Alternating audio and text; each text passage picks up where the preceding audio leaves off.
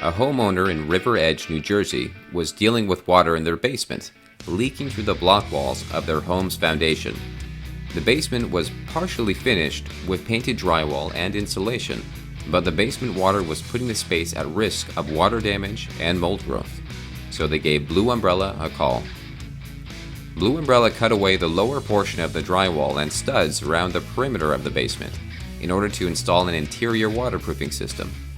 The interior waterproofing system captured any entering water in a French drain, which then channeled it to a sump pump that pumped the water out of the basement and away from the home.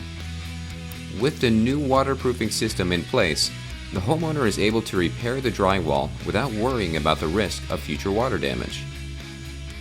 If you are dealing with basement water, crawl space problems, or foundation issues, give us a call. Don't get blue, get Blue Umbrella.